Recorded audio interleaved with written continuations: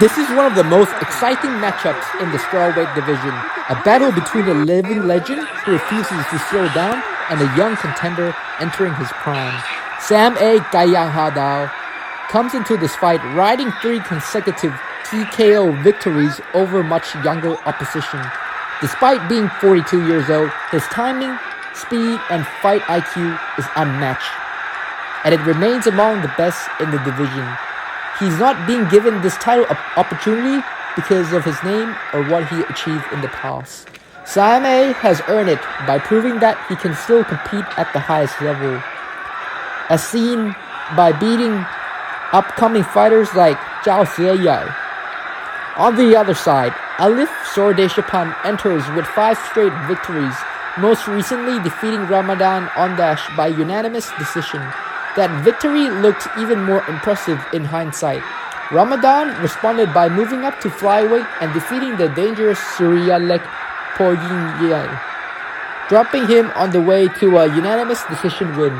It showed that Ramadan was not an overrated prospect. He was a genuinely elite young fighter whom Aliff managed to control over 3 rounds. That is what makes this matchup so compelling. Sam A represents experience, precision, and elite straight-line speed, while Aliff represents youth, size, creativity, and explosive finishing abilities.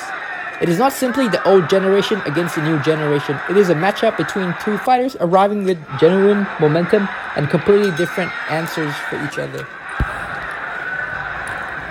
Sam A should avoid turning this into a physical war immediately. He needs to feint his way inside, attacks Aliff's body and legs, and repeatedly threaten with the straight left. He should make Aliff uncertain about whether the next attack is going towards the body, head, or lead leg. The key is to attack in short combinations and then exit at an angle. Sam A could not afford to remain directly in front of Aliff after punching. If he throws 3 or 4 punches while moving forward in a straight line, he gives Aliff the exact entry needed for a countered knee. Sam A should also punish Aliff whenever Aliff retreats upright. A straight left to the body could bring Aliff's guards down, creating opportunities for the left straight upstairs or the high kick later. However, Sam A must not become impatient. The moment he begins to chase KO punches with right and left hooks instead of controlling the distance, the matchup becomes much more favorable for Aliff. Aliff game plan. He must use his range and height. He should establish his teep, long kicks, and lead hand, forcing Sam A to cover a large amount of distance every time he attacks. He cannot simply stand at a range and admire his work, because Sam A is fast enough to counter immediately after Aliff kicks. Aliff shouldn't be too worried about Sam A's head kick, as Aliff is significantly taller. He should be more worried about Sam A's left straight hand. And Sam A's left hands become much more effective if Aliff moves out of the way. Why Aliff can knock out Sam A with the jumping knee? The jumping knee is extremely effective against shorter fighters like Sam A. Sam A is 4 inches shorter, meaning he cannot consistently reach Aliff without moving his feet forward. Every time Sam A commits to a straight left, his head and upper body enters Aliff's knee range. Aliff can spend the early rounds collecting information, moving back, and countering Sam A punches with body kicks and head kicks.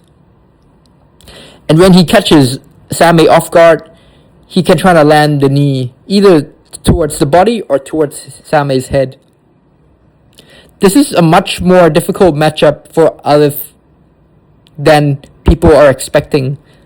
Sam A is extremely fast for his age, and even much faster than the rest of the division. His straight left, counter kicks, and ability to change rhythm target some of Aliff's biggest defensive weaknesses. However, if Sam A wants to win this fight, he must be perfect for 5 rounds. And my prediction is Aliff winning by round 4 TKO.